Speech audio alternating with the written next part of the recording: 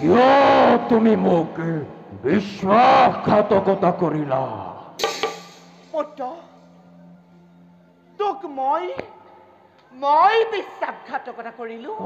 মাতৃ, তোমাৰ লগতে ইমানবোৰ সুন্দৰী নাৰী থাকোতে কিয় সৰস্বতী বোলা কুৎসিত নাৰীগৰাকী মোক গ্ৰহণ কৰিবলৈ দিছা দেখে? পুত্ৰ মোৰ কোনো দাগ দাখি নাই আৰু সৰস্বতী কুৎসিত নাৰী নহয়। এই বিশ্ব ব্ৰহ্মাণ্ডত সৰস্বতীৰ সমান সুন্দৰী নাৰী আৰু কোনো নাই। পুত্ৰ তই চাগে ভুলতেই মিছাৰ আশ্ৰয় লৈছ। সঁচা মিছা একো নাজানে। আৰু মাতৃ সৰস্বতী কুৎসিত নাৰী তাই নিজে আহি মোৰ আগত সকলো কৰিছে ব্যক্ত। শুনা মাতৃ, এই জগততে যিমানবোৰ সুন্দৰী নাৰী আছে সকলোবোৰ তোমাৰ দাসী, আৰু সেই সৰস্বতীও তোমাৰ দাসী। হয় মাতৃ, এনে দাসী কন্যাক বিবাহ কৰাম সি মোৰ পক্ষে নহয় সম্ভৱ। নাই পুত্ৰ, মোৰ কোনো দাস দাসী নাই। সৰস্বতী কুৎসিত নাৰী নহয়। তই চাগে মিছাতে বেলেগৰ আশ্ৰয় লৈছ পুত্ৰ। নহয় মাতৃ, শুনা, এই দৈত্যৰ ভীষণ প্ৰতিজ্ঞা। এই দৈত্যই কাহানিও দাসীক বিবাহ নকৰায়। দাসীক বিবাহ কৰালে চিৰদিন মই তোমাৰ দাস হৈ থাকিব লাগিব। আৰু মাতৃ, মইতো তোমাৰ গৰ্ভজাত সন্তান নহয়। তোমাৰ স্বাৰ্থ পূৰাবৰ বাবে তুমি মোক স্বজন কৰিছিলা।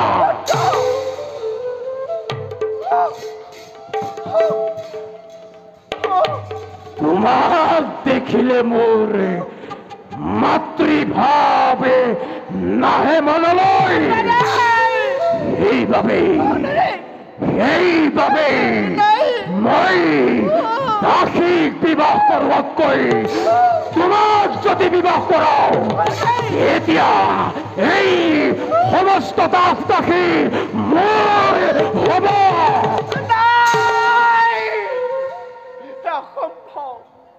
অসম্ভৱ পুত্ৰ। কোন মুখে তই এনে বাক্য কৰিলি উচ্চাৰণ? আজি তোক সাধন কৰি মই ডাঙৰ ভুল কৰিলো। সমাজৰ মাজত আজি মই মোক উলিয়াব নোৱাৰা হৈছো। ভুল কৰিলা মাতৃ, ভুল কৰিলা। আৰু এতিয়া সেই ভুলৰ প্ৰায়শ্চিত্ত কৰা। লক্ষ্মী, পুত্ৰ ভাৱে কৰি পৰিহাৰ পত্নী ৰূপে জিৰণি লোৱাহি দৈত্যৰ গোলা।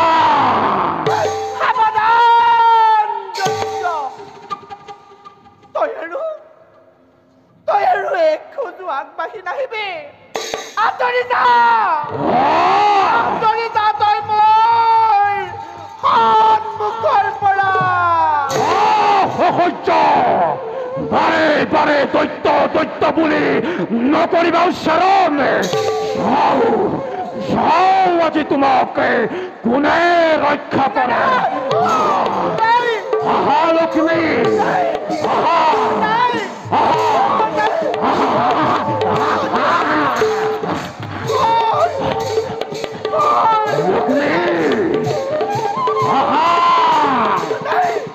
Lakshmi, Bravo!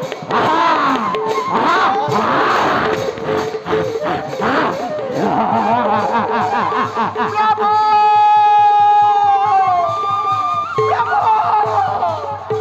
Raya korok, Bravo! Mahalakshmi Bravo!